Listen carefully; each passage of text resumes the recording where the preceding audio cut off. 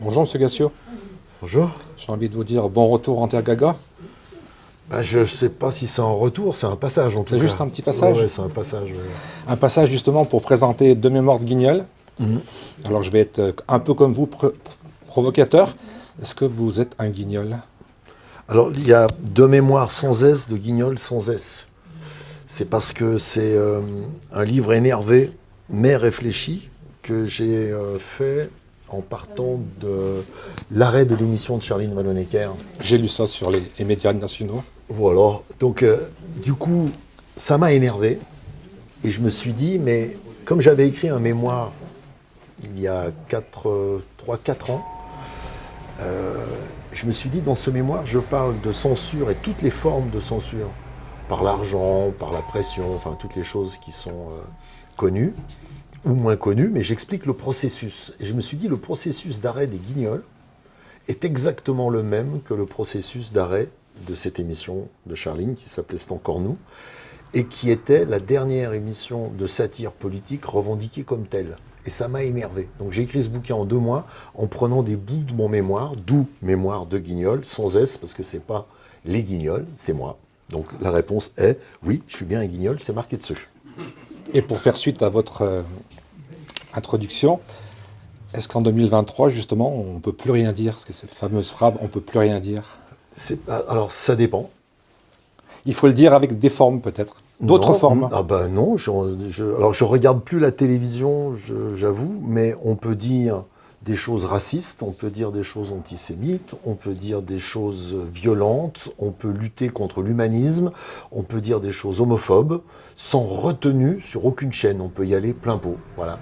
Donc ça, on peut le dire. Est-ce qu'on peut faire le constat que l'humour, les choses humanistes, l'humour humaniste, d'une certaine façon, c'est-à-dire entre guillemets, virgule, de gauche, C'est vrai qu'être de gauche a encore maintenant, de la place? Non, il n'y en a plus.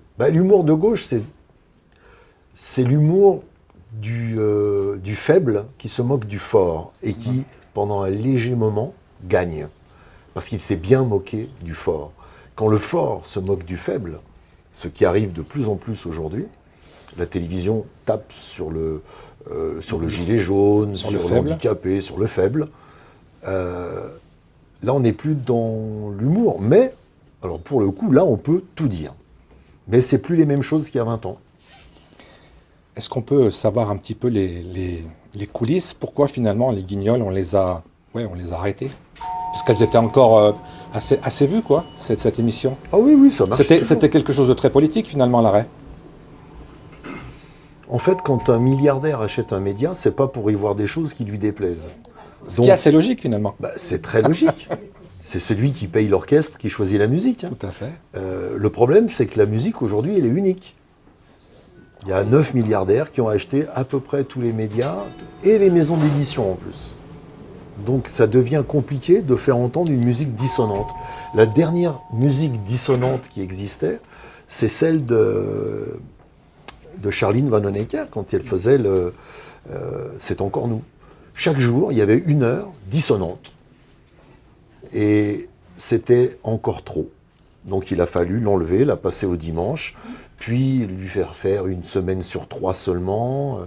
Et puis maintenant, ça ronronne et ça... Je me demande s'ils vont passer l'hiver. Et justement, vous êtes optimiste pour le futur de ces médias qui sont tous aux mains des puissants? Parce que vous avez parlé de fort et de faible. C'est de votre faute et de la mienne. C'est sûrement de la mienne, c'est souvent la mienne C'est ici. souvent. À Saint-Étienne, Ouais. c'est souvent de ma faute. Ouais. Ouais, Sauf il me pour semble, les trucs qui se passent à la mairie. Ouais. Mais on va- Stéphanois à casquette, Chut, je suis ça pose incognito. toujours un problème. Mais inquiet, ce qu'il y a de bien dans une démocratie encore comme la nôtre, normalement on est encore en démocratie, c'est qu'on peut changer les choses en allant voter. Si on ne va pas voter, si on s'en fout, qu'on vote et qu'en se disant que ce qui a foutu le brin, comme on dit dans le Nord, ceux qui ont créé les problèmes ne vont pas les résoudre, c'est certain. Et ceux qui ont créé les problèmes aujourd'hui sont aux manettes, ne vont pas lâcher les manettes et ont suffisamment d'amis milliardaires pour acheter les médias. Donc du coup, je suis pas très optimiste, non. Vous avez parlé d'élections, là j'ai eu des retours de haut, j'ai encore un peu des tuyaux. Les prochaines élections, c'est les élections européennes, et on nous annonce des taux d'abstention énormes. 60%. Donc ça veut dire que les gens râlent, mais les gens ils vont pas voter. Donc parce que les européennes ne servent à rien. Moi, mais enfin, même les députés aujourd'hui, j'ai l'impression. Les députés ne servent à Parce rien. qu'il y en a un 49.3 qui tombe toutes les semaines. Ouais, les députés ne servent à rien. Oui, c'est vrai. C'est tout à fait vrai. Mais c'est vrai qu'il y aura une énorme abstention pour les européennes. Le Front National va arriver en tête, enfin le RN. Avec Marion Maréchal qui monte d'après les sondages. C'est les mêmes. C'est les mêmes. C'est un numéro c'est la même famille. Hein. C'est un numéro de cirque. Ils vont arriver devant. Derrière, il y aura Macron, ou celui qui ira à sa place. Et puis tout le reste sera résiduel. LFI fera rien, parce que c'est une élection où ses électeurs ne vont pas. C'est traditionnel. C'est jour de pêche.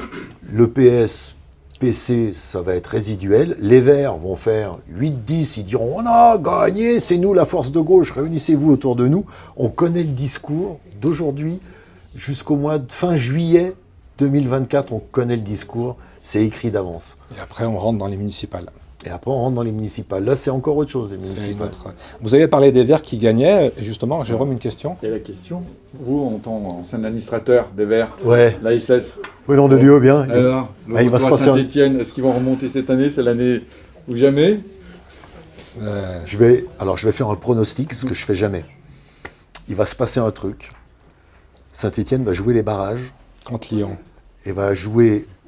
Ils vont finir 4-5e, là. Ils ne vont pas monter beaucoup plus haut, ils ne vont pas y arriver, ils n'ont pas l'équipe pour. Mais ils vont jouer les barrages. Ils vont gagner les barrages de L2 et ils vont jouer les barrages contre Lyon, voilà. Qui lui va descendre. Et, vous savez quoi? Guerre civile, là. On va perdre. Là, c'est guerre civile si c'est Saint-Étienne, évidemment. Et plus personne m'invite au stade maintenant, c'est fini. Même en tant qu'ancien administrateur. Là, je suis tricard à mort de Geoffroy Guichard, moi. Mais voilà, on va pas gagner parce que traditionnellement, depuis toujours, quand Saint-Étienne peut gagner, ils perdent. Et pour le rachat des Verts, alors, vous êtes sur la liste? Alors c'est combien? Un euro symbolique, je ne prends pas. Il disait que le ticket, c'était 500 000 € l'entrée. 500 000 € le ticket d'entrée? Pour faire la... ça fait réfléchir. C'est jouable, à mon avis. Non, c'est jouable. Je demandais à mon fils. C'est mon fils qui veut reprendre Saint-Étienne. Lui, ça l'intéresse. À Médéo, ça l'intéresse énormément. Qu'est-ce qu'on peut faire contre cette concentration des médias dans les mains de milliardaires? Voter mieux pour un programme qui dit qu'il abrogera la loi de 93 qui permet cette concentration des médias.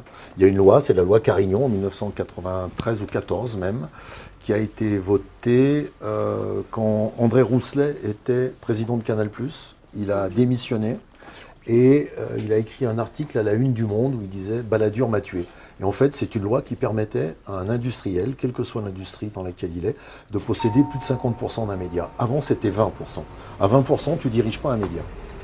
À 30, tu commences à avoir une minorité de blocage. À 50, tu diriges.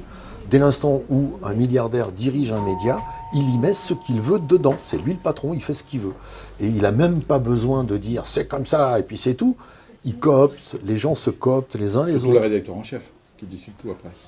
C'est comme les légions romaines. Vous savez comment c'était fait? Il y a un empereur, après il y a les tribuns.